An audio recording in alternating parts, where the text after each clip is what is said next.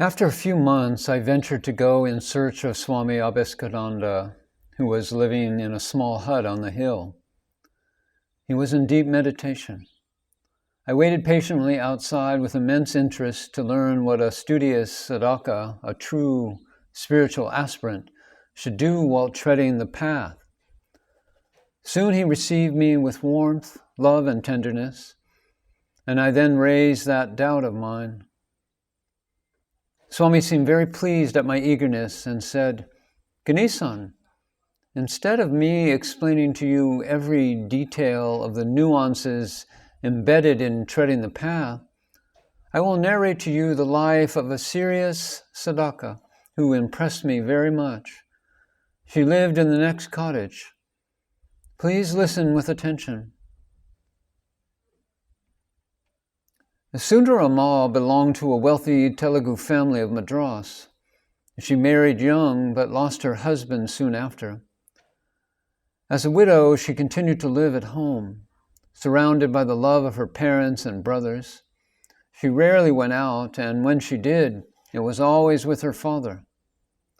One day, he took her to the neighboring temple to hear a talk given by a sadhu, who was a devotee of the Maharshi.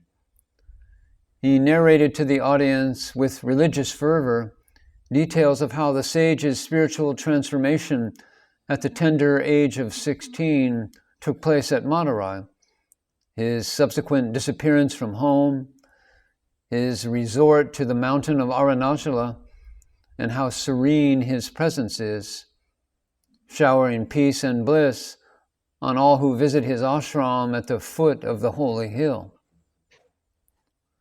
Sundara Amma was deeply moved. She begged her father to allow her to accompany some pilgrims to Arunachala. He refused, but promised that he would soon take her there himself. But the promise was not fulfilled. Sundara Amma passed the time thinking of Sri Ramana and praying to him. She soon lost her appetite and was unable to sleep. Her father always had some especially urgent work which prevented him from taking her to Tiruvannamalai. One afternoon, about 4 o'clock, she seemed to see Sri Ramana coming down the mountain and approaching her. "Sundara Amma, have no fear," Bhagavan said to her. "It is I. Enough of this weeping and not eating or sleeping.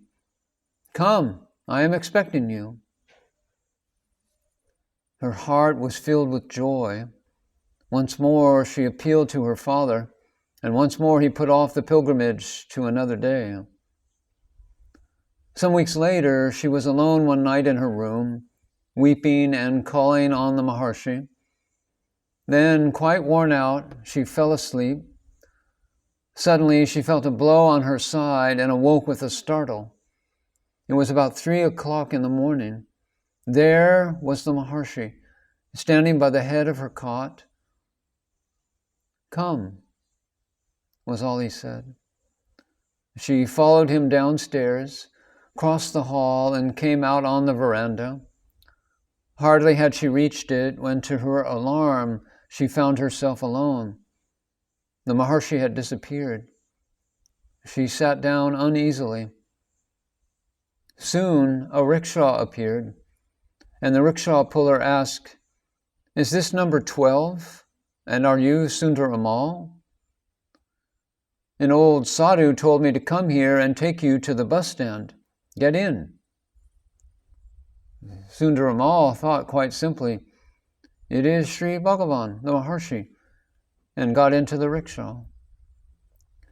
At the bus stand, she and the rickshaw puller were both surprised not to find the old sadhu. However, she asked for the bus going to Tiruvannamalai and got in. Somewhere on the way, her bus passed another one from which someone alighted and then entered the Tiruvannamalai bus. And he approached and said, "Are you Sundara Amma?" "Yes, I am," she replied. "Good. Sri Bhagavan has sent me to look for you." In the evening, she reached Tiruvannamalai and retired for the night to one of the large halls reserved for pilgrims. She prepared a cake to offer to Sri Bhagavan and fell asleep full of joy.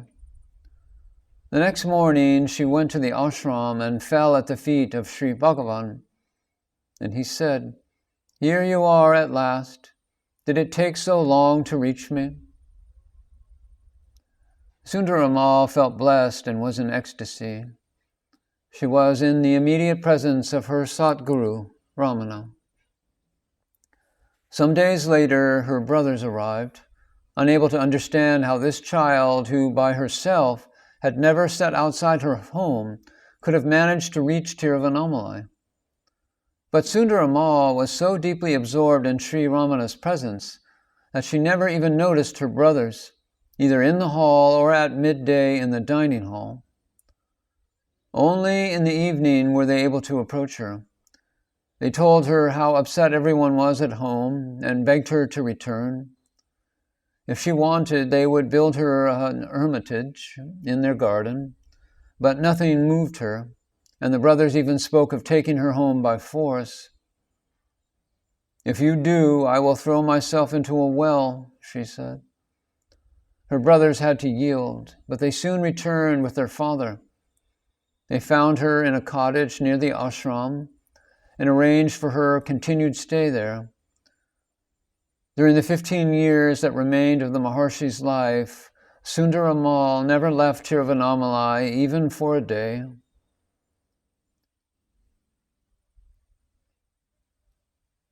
Seated next to the Western hermit up on the hill, listening to this remarkable journey within of a sincere aspirant as to how Sri Bhagavan practically guided Sundaramal, was a thrilling and ecstatic spiritual experience for me. After a few years, I went up the hill and again met Swami Abhishiktananda. He was very kind and requested me to visit his ashram at Kulitalai, situated on the banks of the river Kaveri, though he himself was then staying at the Himalayas. He introduced his disciple, Father Betty Griffiths, to me. Father Griffiths would visit Arunachala every year for the Kartigai Deepam. It was my pleasure to receive him and his disciples and host them at the ashram. On every such occasion, Father Griffiths would request me, with deep affection, to visit Shantivanam ashram and take rest there for a few days. It was very kind of him. However, in those days, I was busily engaged at our ashram with continuous work, so I could never go. Consequently, my cherished visit and wish to go to Shantivanam ashram got postponed year after year.